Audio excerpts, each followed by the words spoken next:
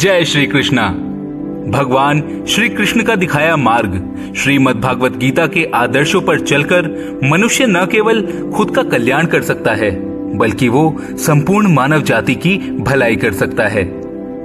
भगवान श्री कृष्ण के दिए इस अलौकिक ज्ञान के 10 प्रमुख बिंदु क्या हैं, वो हम आज आपको बताने वाले हैं।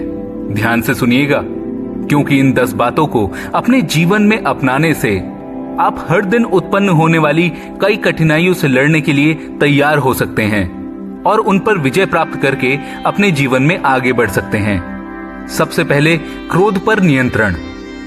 गीता में लिखा है कि क्रोध से भ्रम पैदा होता है और भ्रम से बुद्धि नष्ट हो जाती है।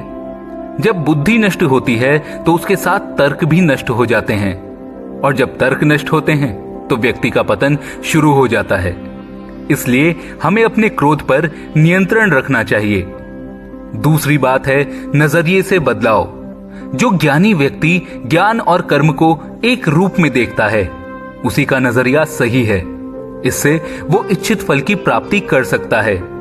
तीसरी बात, मन पर नियंत्रण अति आवश्यक है। आपके मन पर आपका नियंत्रण होना बहुत जरूरी है। जो व्यक्ति मन पर नियंत्रण नहीं रख पाते उनका मन उनके लिए शत्रु का कार्य करता है। चौथी प्रमुख बात है कि आपको हर रोज आत्म मंथन करना चाहिए। किसी भी मनुष्य के लिए आत्म मंथन बेहद आवश्यक है। आत्मज्ञान की तलवार से व्यक्ति अपने अंदर के अज्ञान को काट सकता है, जिससे वो उत्कर्ष की ओर प्राप्त होता है। पांचवी बात है सोच से निर्माण। मनुष्य जिस तरह की सोच रखता है वैसे ही वो आचरण करता है। अपने अंदर के विश्वास को जगाकर मनुष्य सोच में परिवर्तन ला सकता है जो उसके लिए कल्याणकारी होगा।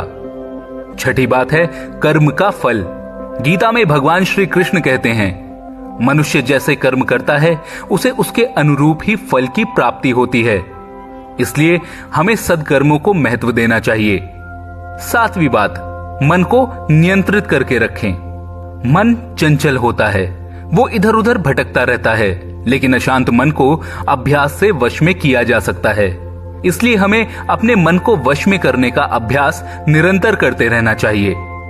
आठवीं बात, सफलता प्राप्त करें। श्री कृष्ण ने कहा है कि मनुष्य जो चाहे प्राप्त कर सकता है यदि वो विश्वास के साथ इच्छित वस्तु पर लगातार चिंतन करे तो उसे सफलता प्राप्त जरूर होती है। नौवीं प्रमुख बात है तनाव से मुक्ति।